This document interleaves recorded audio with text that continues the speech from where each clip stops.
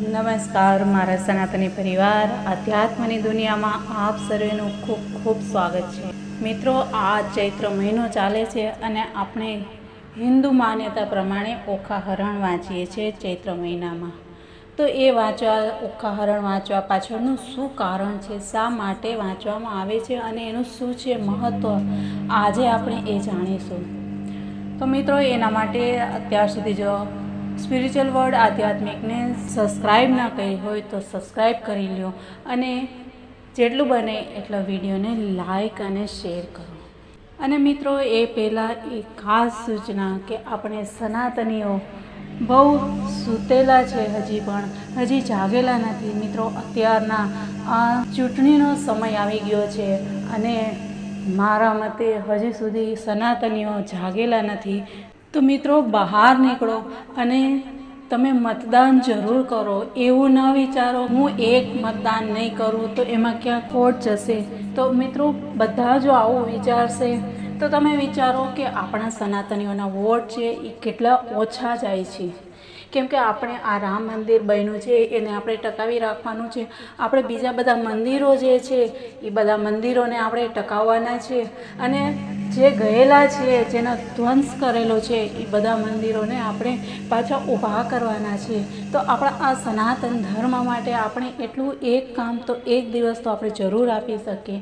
મિત્રો, ચૂંટણીના દિવસે રજા આપવામાં આવે છે એ એના માટે આપવામાં આવે છે કે તમે તમારા ટાઈમે જઈ શકો અને તમારો અધિકાર જે છે, લોકશાહીની એક આ બહુ જ સુંદર વિચાર છે કે જેને આપણે મનપસંદ નેતાનો ચુનાવ કરી શકીએ છીએ। તો મિત્રો, આ હકને કેમ જતો કરવો? જરૂરથી બધા નીકળો અને મતદાન કરો। કેમ કે આપણો એક મતદાન, આપણા એકના બહાર નીકળવાથી આપણું ભવિષ્ય છે એ નિર્માણ થશે। આપણા 20 વર્ષ પછીનું ભવિષ્ય શું હશે એ વિચારી અને પછી તમે ઘરમાં બેસજો।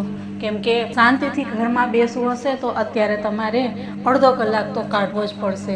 તો બધાને વિનંતી છે કે હજી 2 ચરણના જ મતદાન થયું છે, બાકી છે બીજા 5 ચરણ। તો બધા બહાર નીકળો અને જેટલું બને એટલું લોકોને પણ જાગૃત કરો। સાથે આપણે જાણીએ કે ઓખાહરણ શા માટે વાંચવામાં આવે છે। ચૈત્ર માસ એ હિન્દુ વૈદિક પંચાંગ અનુસાર પ્રથમ મહિનો આવે છે અને આ મહિના પહેલાં ફાગણ મહિનો હોય છે, જ્યારે વૈશાખ મહિનો પછી આવતો મહિનો છે અને સૂર્ય છે એ મેષ રાશિમાં આ સમયે પ્રવેશ કરે છે। સૂર્યની ગરમી વધવાને કારણે વાતાવરણના ચેન્જના હિસાબે વાતાવરણ જ્યારે બદલે છે ત્યારે બીમારીઓ પણ આવે છે। તો તાવ, શરદી આ બધી બીમારીઓથી બચવા માટે થોડાક આપણા વૈદિક ધર્મમાં જે ઉપાયો બતાવ્યા છે કે લીમડાનું સેવન વધારે કરવું જોઈએ, ઠંડા આહાર જે છે, શીતળતા જે પ્રદાન કરે એવો ખોરાક લેવો જોઈએ। આ બધી વસ્તુઓ આપણી પરંપરાની સાથે જોડાયેલી છે। રઘુકુળ વંશના રાજા બલિનો પુત્ર બાણાસુર ભગવાન શંકરનો પ્રિય ભક્ત હતો। બાણાસુર કઠોર તપ કરી મહાદેવને પ્રસન્ન કરી અને બળવાન બને છે અને બળવાન બનતા જ બાણાસુર ત્રિલોકમાં હાહાકાર મચાવે છે। શક્તિના મદમાં બાણાસુર સ્વયં મહાદેવને પોતાની સાથે લડવાનું આહ્વાન કરે છે। અંતે શિવ તેને વચન આપે છે કે હું નહીં પણ મારું સંતાન તારી સાથે યુદ્ધ કરવાની ઈચ્છા પૂર્ણ કરશે।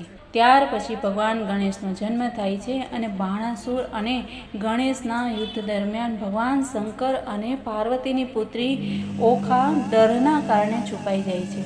નાના ભાઈને બચાવવાને બદલે ઓખાના છુપાઈ જવાથી માતા પાર્વતી પુત્રીને શ્રાપ આપે છે અને આ શ્રાપને કારણે ઓખાનો જન્મ દૈત્ય વંશમાં થાય છે।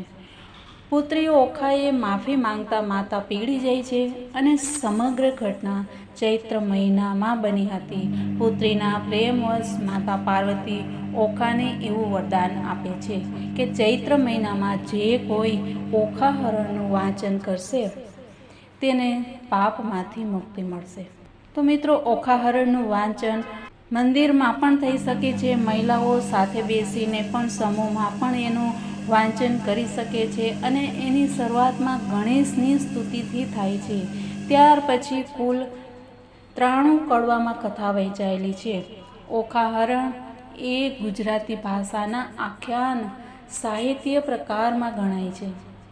ચૈત્ર માસમાં 1 વાર, 3 વાર, 5 વાર અથવા ચૈત્ર નવરાત્રિ દરમિયાન ઓખાહરણનું વાંચન શુભ ફળ આપે છે. બાકી ગમે ત્યારે આખા મહિનામાં પણ વાંચી શકાય છે. સવારે નાહી ધોઈ અને સ્નાન આદિ કર્મ પતાવ્યા બાદ તમે નિત્યક્રમ બનાવી અને કુલ 93 કડવામાંથી દરરોજ 1 અથવા 3 એમ એકી સંખ્યામાં કડવાનું વાંચન કરો. ઓખાહરણનું વાંચન સવારે શક્ય ન બને તો સંધ્યાકાળે મંદિરમાં બેસી દીવો પ્રગટાવ્યા બાદ વાંચન કરવું જોઈએ.